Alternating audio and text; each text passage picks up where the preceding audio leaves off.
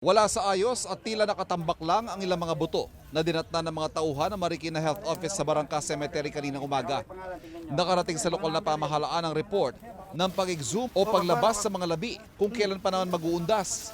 Sa opisina ng administrador ng sementeryo na si Renato Beltran, nakapaskil ang anunsyong hanggang 5 taon lang pwedeng manatili ang mga inililibing doon.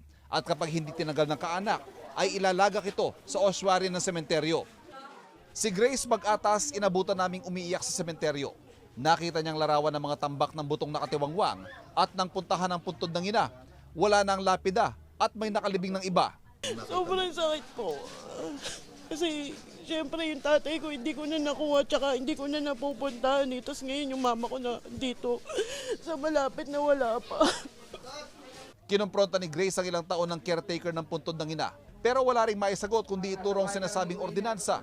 Hindi rin masabi kung saan hahanapin ang labi ng ina ni Grace. Maring kinondena ng Marikina City Hall ang nangyari. Hindi mga autorisadong pag-uhukay ito. Violation pwede sa sanitation code, sa exhumation na ginagawa.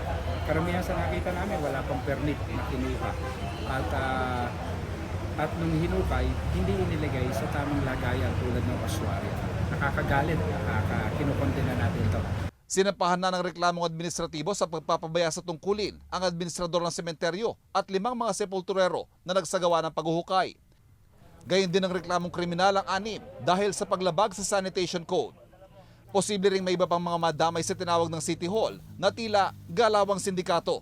Pinubutas nila at ini-exhume nila yung mga nasa nicho para ipagbili, pabayaran doon sa gustong magpalibing. Ngayon, ang sabi sa amin, ayon doon sa nakausap ko kaninang isa sa mga nagrereklamo, siningil sila ng 20,000 piso, 20,000.